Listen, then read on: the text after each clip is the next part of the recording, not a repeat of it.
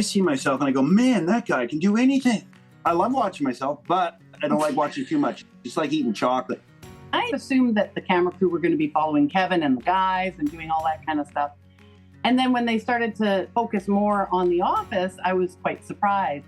Sometimes I hate that woman. But it is a funny thing that you can watch it as a viewer almost. We'd have these viewing parties. That's where it really becomes interesting, because then we see what their reaction is. It's a pretty fun night, that's for sure. It always helps when you give them a glass of wine first. I'm Peter McCulley. The TV series Big Timber follows Kevin, Sarah, Eric, and Jack logging, salvaging logs, and working the family sawmill on Vancouver Island. The show is in its third season, and the unscripted format has garnered a large following. We'll talk with Kevin and Sarah when Today in BC continues. Why spend hours searching dealerships, comparing makes and models? Find the best of BC's inventory in one place, todaysdrive.com. You'll have access to inventory across BC, where you can easily find a vehicle that fits your needs and gets you where you need to go in comfort. Get in the driver's seat. Don't miss out on the many options we have available for you. Powered by Black Press Media, todaysdrive.com connects you with exclusive new and used car deals. Thanks for joining us today, Kevin Wenstob and Sarah Flemming. Hi, Peter. It's nice to meet you. Thanks for having us, Peter. You're quite welcome. Thanks for joining us. You two have been operating Wenstob Timber Resources, one of the last independent sawmill and logging operations on the island, for about 25 years. It's been a while. I don't like to count the years, just keep on going. And every day is the first day practically for me. So I kind of wonder, am I getting smarter or not? I just don't understand. It builds up behind me and I look back and go, oh, I think it's working out. It's actually been almost 30 years, but like Kevin says, who's counting? I didn't say that. You said you didn't know. I didn't know. I'm not counting. Kevin, I understand you started logging when you were just 12 years old. Was your family in the business? I got exposed to it because where we lived, which was out on the West Coast, we were surrounded by trees. And the only way you could make space was to remove trees. My dad got involved with a little land development on one of the islands that we lived close to. That was where I got exposure to it. Sarah, you were in high school when you and Kevin first met. We met quite a bit earlier, actually. We were born in the same hospital in Vancouver, but a year apart. Our fathers actually used to work in the government together. They were both in landscape architects. That's how we met when we were 1 year old. I've known him for now going on 55 years. And I guess we hooked up together when we were 16. That's when the camera street started really kicking in. But he was a pretty handsome-looking 17-year-old living on an island in the middle of nowhere. I don't know where the grunge came in, but it just arrived instantly. And now he's a grungy, dirty character who is coarse and rude and all these negative things. Deep down, got a little soft yolk in there. Sarah, you have been general manager of the company for the last dozen years or so. What were you doing before that? I've been doing the office now for 17 years and sure, general manager, but you could call it the GMK, which is more like general manager of Kevin. Before that, I was actually working in the operating room for about 20 years. I think I got my 20-year pin and then made that shift. Life changed for me and my family. And so I decided to take a leave and work in the office and start to teach myself that type of thing. Any regrets in leaving the medical profession? I'll bet you don't miss the shift work. The shift work was a little bit of a challenge, especially when we were raising small kids. I remember coming back from night shift and Kevin would just be leaving off from work and then having to raise these babies. It was all passion. Yeah. That's where that came from. Actually, a funny story. I used to take the kids to a friend's house to go to work and I'd leave the car seats with them. And then Kevin would have to pick them up around 7:30 at night with the car seats and put them in the logging truck and come home with them. So it was a real juggle. I do miss, back to your question, the camaraderie of the staff that were in the operating room. And that was a really fun place to work. I thoroughly enjoyed it. Kevin, for those who may not grasp the full picture of the show, can you take us through the various revenue generators that you have? 1 ounce of sweat equals $1,000. 10 ounces equals 10,000. But if you get everybody else to sweat the same amount, we can really get a multiplication factor going on here. Drink as much as you can before we start, and we head off and we give her. So sawmill is the same way, logging is the same way, beachcombing is the same way. Just Fixing junk is the same way because you save that money because of the input you put it there. Are revenue generators because they're creating money and they're also saving money. And so that's what happens. And every day is a different day. It's not going to be the same. We have a diversity of products. We make fence panels, which we sell consistently. Our regular lumber product, which are timbers and siding, those are usually always custom. So if you come in, we have some stuff laying around, which is going to fit in because it's excess from previous products. And then we do boat lumber, which is a clear quality lumber for building boats with no knots in it. So if the knot falls out, your boat leaks and it sinks. So you have to have clear lumber with no holes in it. We like to work with the high-end products because that means we don't have to work so hard. So if we can have quality wood that we're working with, we can save ourselves a lot of energy and make decent money. Then we do the logging and we sell our excess logs to whoever customers are paying the best price at the time. So we cut as much of it as possible so that we can get the best value for our timber. Wood only has a shelf life of a few years, so we have to maintain the flow of it. We always have to have new wood coming in, and the old wood can only last so long. So we'll be able to get revenue from it at the mill for a longer period than if we were just folding it. So we can have an inventory of timber for a year or 2 years, or even longer in yellow cedar and red cedar. But we have to manufacture, it's like vegetables. It grows and lays on the ground. Trees fall down, they rot on the ground. Or if you don't use the product you bring into the yard, bugs will get into it. It'll start decaying. That's where our major revenue streams come from. After watching a couple of seasons of the show, it's become pretty clear to me that you're kind of a cross between Relic on the Beachcombers and Tim the Toolman Taylor. You're pretty much a jack of all trades. Where did that ability come from? Everybody has natural abilities when they're born, and some get enhanced. And just being in situations where you don't have things to work with, you have to be creative or you're going to fail. It's being exposed to an environment that says, I need this stuff to get things done, or I need to be creative to be able to accomplish this problem and be successful at it, meaning it's done in a timely fashion, it's done economically, and our product isn't destroyed doing it. So all those things are really important. And those are the challenges. And actually, I find that when you have financial hardships, you actually are way more creative and you'll get a lot more quality work done than when you have excess money. So you got a pocket full of cash, you're going to blow it out the window and go, oh, I didn't get anything for it. You have no money. You say, look at all that junk I'm surrounded by. So I like to surround myself with excess materials that I can recreate into something and use your brain to make stuff with. It's just who we are, and that's what we do.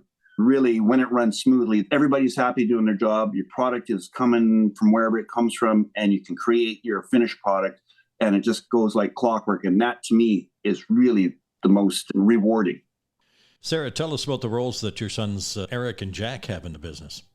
Eric has been our employee for a long time, but he decided to branch out and start his own company. So he's got a contracting company now that we actually hire. So he's a little bit more expensive for us now. He does contracting, fixing usually people's heavy equipment. So we bring him in to fix the stuff that we don't have time to fix. And so he'll come in, get the job done, and get out. Jack runs the resaw. And so he's been learning the trade for a couple of years now. And he's juggling that. He's just newly married and he's built himself a suite above our barn. So he's a really busy guy. And he's also coaching basketball and going back to school. So he's juggling a bunch of things and taking a little bit of time off here and there. But he's a really valued member of our team as well. And Coleman, he really is like family. He's been with us for 9 years, and he's one of our key players of our team that we really value. Coleman is a cog that it pulls it all together. So you need that gear that, fits between all the other ones and everything can connect properly. So he's in the middle spinning back and forth and doing the job. So all the teeth mesh properly, things turn. And we can get stuff done because we got a guy like Coleman, and he's priceless. You can't replace a guy like that. I understand season 3 of Big Timber has a lot happening, some of which is you're building a new sawmill. That is a work in progress that has been happening for a long time, because you start out with an old crotchety piece of junk, which was quite a few years ago, and it's very inefficient. And then you go to a more modern thing, which is expensive to start with, but you just don't have the ability to pay more money, but it does low capacity. So now the thing is to have something that's modern with high capacity so that we can utilize all the wood we have. And so we're probably 75% finished that new sawmill now. We've got our big saw installed, and I just got a new trim system for it so that we can manufacture the wood as it comes out quicker, because our old system would get buried in what was there, because this will produce probably 10 times the volume of wood. And it's not like we don't have the wood. It's not like we need to go and get more timber now that we're upgrading. We're just trying to catch up to the volume of wood we have available.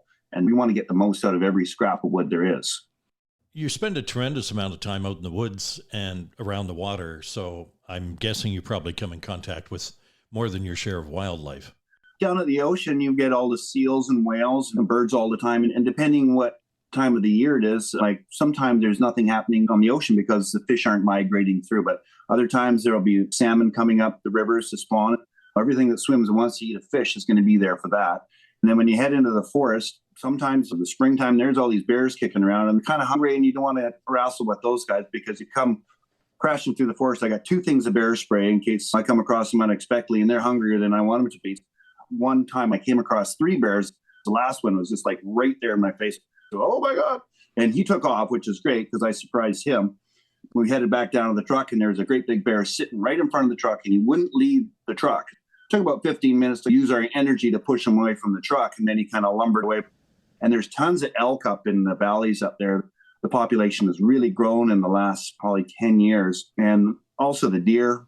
And there's cougars, and they're lurking in spots where you don't really expect them. I have a self-loader truck, which picks up the logs and puts them on the truck. So I'm sitting on top of this machine, and you turn around, and there's a cougar walking up a log beside you.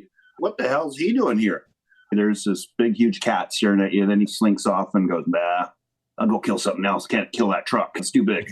Then there's a Sasquatch. He's always out there stomping about, and we got to do our best not to get in his way because he's totally unpredictable. You've seen a Sasquatch? I've got fuzzy pictures. I've seen some big, weird prints in the snow that didn't look like machine tracks. So I didn't know. It'd be possible. And there's a lot of big peaks and a lot of snow that stays all year round. Right at the very top, you'll get snow that doesn't go, and it's like beginning of glacier land. And then it layers up and slowly dribbles away. But Sasquatch has got to have snow, so perfect climate for him. Sarah, you alluded to it a few minutes ago. As general manager of the company, you seem to spend a lot of time keeping Kevin on track.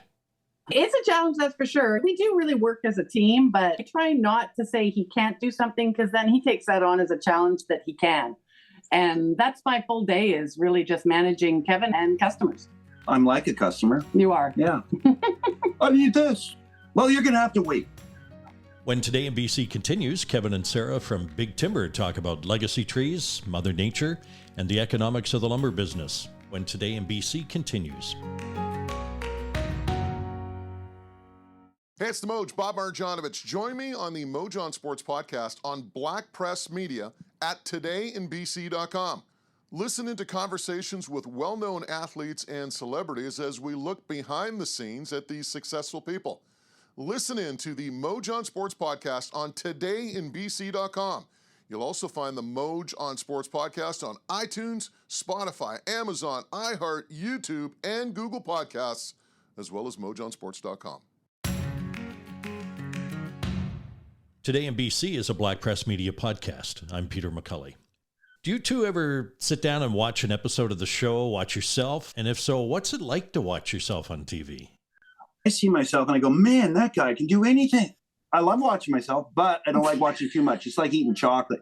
I think it is a strange sort of thing. And Kevin did YouTube videos for quite some time, and I never allowed him to videotape me for these clips he was doing. So when season 1 came along, and I assumed that the camera crew were going to be following Kevin and the guys and doing all that kind of stuff. And then when they started to focus more on The Office, I was quite surprised. Sometimes I hate that woman. But it is a funny thing that you can watch it as a viewer almost. We'd have these viewing parties where I would make dinner and invite the kids and family over. And so there'd be a large group watching it for the very first time. But we had already gone through the edits and helped with the storyline and seen the rough cuts and had our input. To sit there and watch the viewer watch the TV show, that's where it really becomes interesting, because then we see what their reaction is and can gauge what's on the screen just from their reaction. It's a pretty fun night, that's for sure. It always helps when you give them a glass of wine first. It's a tough job from the perspective of the production company comes in, and there we are, and what's the story? So we're just doing our thing. You have to have a story that the audience can follow. So they've got a tough time putting all those bricks together and then making it so it's as seamless as possible. And the camera guys get great shots, and the editors are juggling things around. They do a great job, and I'm really proud to watch what they can do with what their skills are. And what's it like to have a camera crew following you around all day long? It slows down the action. Yeah. Like Kevin said, they're actually a really great crew, and it starts to feel like they're part of our team. You actually start to almost ignore them in the sense that you don't feel the camera there anymore, which is great because then everything can be really authentic as it is. That's great when you say to the camera guy, okay, we got to get a lot of wood cut today. So you're on the green chain or the trim saw, and the chipper has got some problems. So if you could fix that, we'd really appreciate it because we do have deadlines too. So, we got them working hard and everything comes together pretty good. What is it you hope viewers take away from watching the show? It's about inspiration. And that's what I look for when I go somewhere to find something. I look for an angle or some way to have an advantage to a job, whatever it may be, like beach combing, there's free wood on the beach. Logging certain areas, there's a tough access, you can't get in. But if I've got the ability, the tools to get into this timber, I can get there and nobody else will bid it, so I can get it for cheap. Being able to recognize things that people can see, I can recognize things, they can too. And I want to inspire people to do stuff that's going to be positive and they'll be better for it. Working every day, from my perspective, is one way that you stay healthy and stay in shape. So if you're not out there doing something, breathing fresh air, straining your muscles a little bit here and there so that what doesn't kill you Only makes you stronger. Yeah. So don't hang off the edge of a cliff all the time. The cliff's there and you don't have to get there, but just run it to the edge a little bit more often, people, and get something happening. Get the blood flowing and, that cardio, so it keeps you alive. Talking about hanging off the edge of the cliff, there's some pretty big money in play in big timber. Tell us about staking your own timber claim and reinvesting all that cash in equipment. We're slowly building up more and more equipment, which gives us more security in this market. So we have enough equipment now to be doing like 2 or 3 actual logging settings. The equipment is one thing, it's just a tool you use, but if you don't have the people to run it with those tools, that's the biggest challenge. So you got to make sure you got the right people doing the right job that they know how to do and they're confident with. And so spending the money, that's what you got to do. We're in that industry.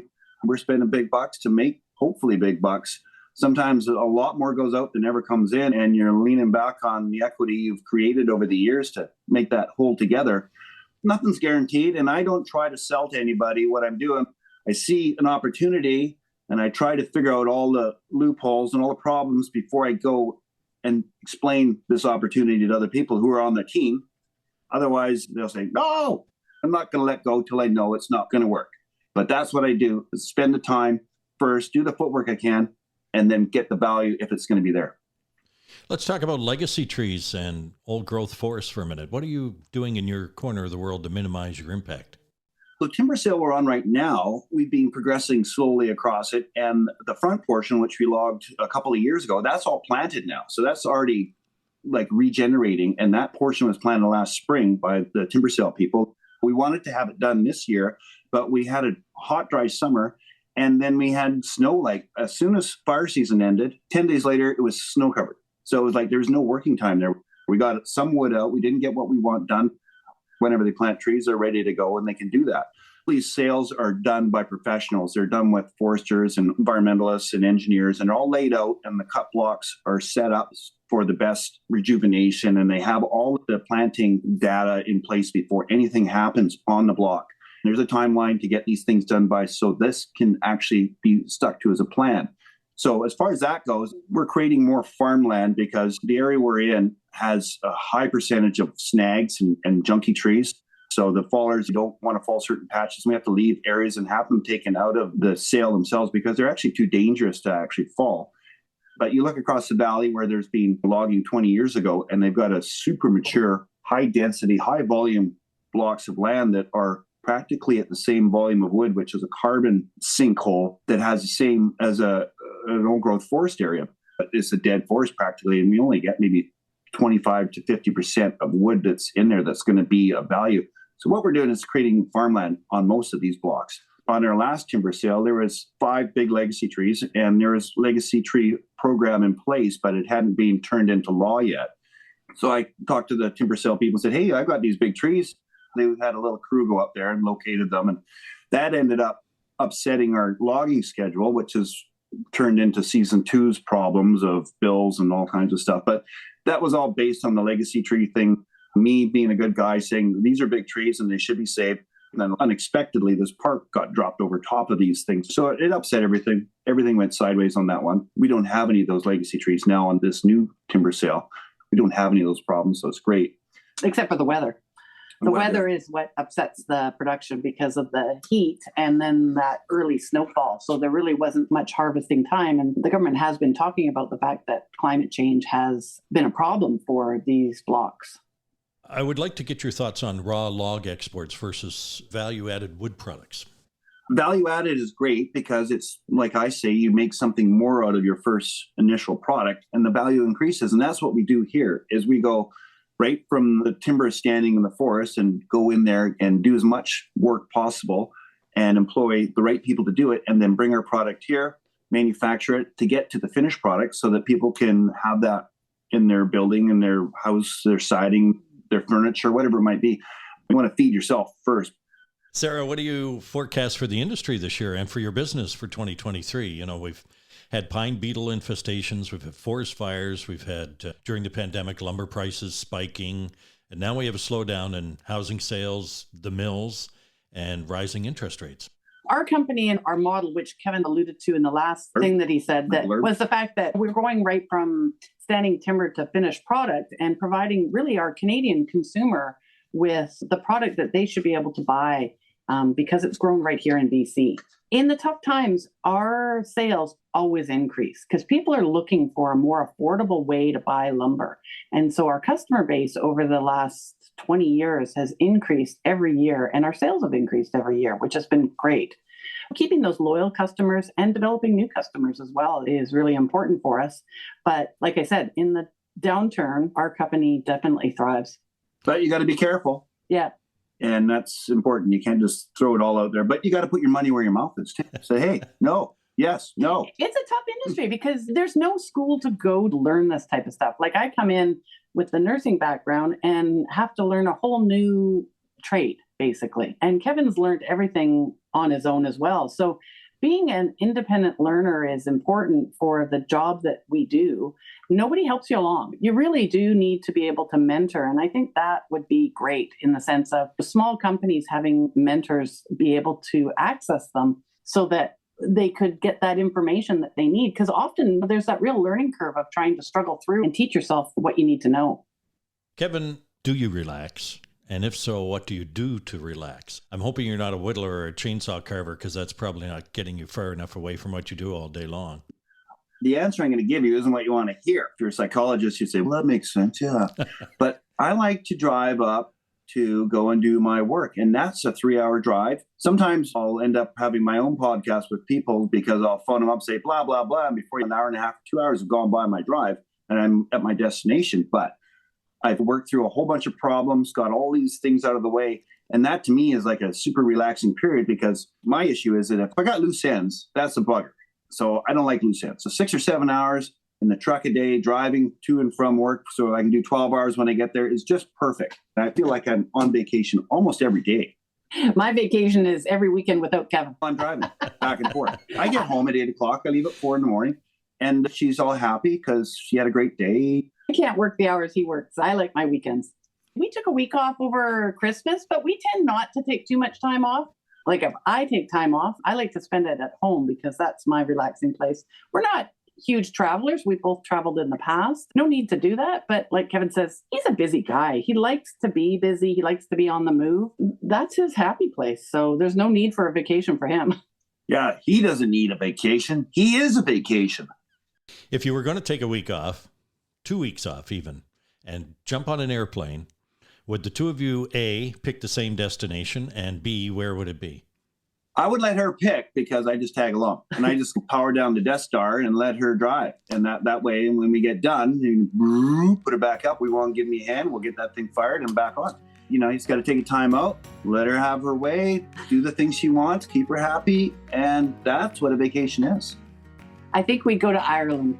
Never heard about that. I'd like to thank Kevin Wenstob and Sarah Flemming of Big Timber for being with us on this edition of Today in BC. If you have suggestions or comments, send a voice message to podcast@blackpress.ca. You may be part of our podcast mailbag segment. You'll find Today in BC podcasts on iTunes, Spotify, Amazon, iHeart, and Google Podcasts.